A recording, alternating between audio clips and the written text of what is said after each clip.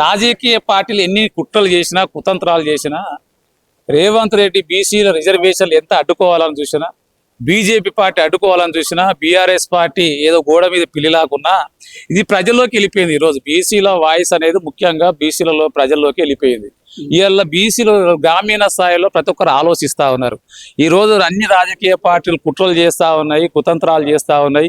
వేదికల మీదనేమో బీసీలకు మద్దతు అంటా ఉన్నాయి, లోపల మాత్రం కుట్రలు చేసేసి ఈరోజు బీసీ రిజర్వేషన్ అడ్డుకోవాలి, జనాభా దామాష ప్రకారంగా బీసీలకు గిట్ట టికెట్ ఇచ్చేస్తే మా యొక్క రాజకీయ జీవితమే ప్రశ్నార్థకం అవుతుందని చెప్పేసి వాళ్ళ లోపల మదన పడుతూ ఈరోజు బీసీ ఉద్యమాన్ని కించపరిచే విధంగా ఈరోజు వాళ్ళ ఒక ఎజెండాతోటి ఎజెండాతోటి ఈరోజు అన్ని రాజకీయ పార్టీలు డ్రామాలు ఆడుతూ ఉన్నాయి. ఎందుకంటే ఎక్కడైనా బీసీలో ప్రెస్ మీట్ పెడితే రౌండ్ టేబుల్ పెడితే ఆ సమావేశాలకు బీఆర్ఎస్ పార్టీ వస్తూ ఉంది, బీజేపీ పార్టీ వస్తూ ఉంది, కాంగ్రెస్ పార్టీ వస్తుంది, కమ్యూనిస్ట్ పార్టీ వస్తుంది. మేము బీసీ రిజర్వేషన్లకు మద్దతు ఇస్తా ఉన్నది ఇది న్యాయమైన డిమాండ్ అని చెప్తా ఉన్నారు. మరి ఎందుకు పార్లమెంట్లో మాట్లాడరు? ఇప్పుడు 3 పార్లమెంటు సమావేశాలు జరిగినాయి. మొదటి పార్లమెంట్ సమావేశం జరిగినప్పుడు ఇది సాధ్యమయ్యే పని కాదన్నట్లు కూడా కొంతమంది తేల్చి చెప్తా ఉన్నారు. మెజార్టీ ప్రజలను విస్మరించినన్ని రోజులు ఈ రాష్ట్రంలో ఎప్పుడు కూడా అభివృద్ధి అనేది సాధ్యం కాదు. ఇది అనేది న్యాయబద్ధమైనటువంటి డిమాండ్. ఆ రోజు కూడా తెలంగాణ సాధ్యం కాదని చెప్పారు. ప్రజలు రోడ్ల మీదకి ఉద్యమాలు వచ్చి రోడ్ల మీదకి వచ్చి చేసేస్తే తప్పనిసరి పరిస్థితులు తెలంగాణ ఇచ్చారు. ఇప్పుడు కూడా బీసీలు రోడ్డు మీదకి వచ్చారు. ఇలా గ్రామీణ ప్రాంతంలో మీరు 17% ఇచ్చారు పంచాయతీ ఎన్నికల. 17 ఇస్తే ఏం చేశారు? 52% గెలిచి ఇచ్చారు. అప్పుడు ఏం చెప్పారు? కేంద్రంలో 3,000 కోట్ల రూపాయల బడ్జెట్ అయిపోయింది కాబట్టి మేము తప్పనిసరి పరిస్థితుల్లో ఎన్నికలు నిర్వహిస్తున్నామని చెప్పారు. మరి మున్సిపల్ ఎన్నికలు ఎందుకు నిర్వహిస్తారు?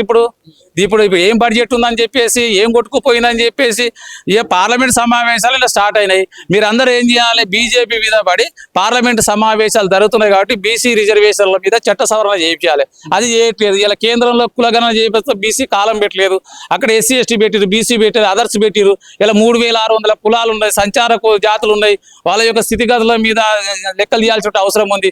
ఆ విధానం చేయకుండా, దాని మీద పోరాటం చేయకుండా నేను రేవంత్ రెడ్డి అన్నట్టు బీజేపీ గోడలు బద్దలు కొట్టేస్తా, బీజేపీని చీల్చి చెండాడుతా, ఇలా బోధన పెడతా బీజేపీ పార్టీ అన్న. మరి ఎక్కడ ఏం చేస్తా ఉన్నావు? ఈ రోజు ఇంత బీజేపీ పార్టీ చేస్తాడు, నువ్వేం చేయాలి? అప్పుడు బీజేపీ పార్టీ అడ్డుకుంటుందని చెప్పడం కాదు, నువ్వు గల్లీలలో మాట్లాడడం కాదు, ఢిల్లీ పార్లమెంట్లో మాట్లాడాలి. 235 మంది పార్లమెంటు సభ్యులు ఉన్నారు ఇండియా కూటమికి. ఎందుకు రిజర్వేషన్ల మీద మాట్లాడరు? ఎందుకు గలమెత్తరు? కాబట్టి వీళ్ళందరి ఎజెండా ఒకటే, బీసీలను రాజకీయంగా ఎదగనీయకుండా చేయడమే వీళ్ళకి ఆకర్షణ. దాంట్లో భాగంగానే ఈరోజు కాళేశ్వరం ప్రాజెక్ట్ అంటారు, లేకపోతే దాంట్లో అవినీతి అంటారు, ఫోన్ టాపింగ్ అంటారు, అదంటారు. ప్రతిసారి ఏదో ఒకటి వేదికకి తీసుకొస్తారు, ఏదో కేసులు అవి చేస్తే బీసీ ఉద్యమాన్ని పక్కకు తప్పడం కోసమే వీళ్ళు కుట్రలు కుతంత్రాలు వీళ్ళు రాజకీయ డ్రామాలు మొదలుపెట్టారు. ఇలా రాజకీయ డ్రామాలన్నీ కూడా బీసీలందరూ గమనించారు. ఖచ్చితంగా ఏదైతే పంచాయతీ ఎన్నికల బుద్ధి చెప్పినామో ఈ ఎన్నికలు కూడా అప్పుడు 52 ఇప్పుడు 65% గెలిచి చూపిస్తాము. ఖచ్చితంగా బీసీలో కూడా విజ్ఞప్తి చేస్తాను, జనరల్ స్థానాల్లో బీసీలందరూ పోటీ చేయండి.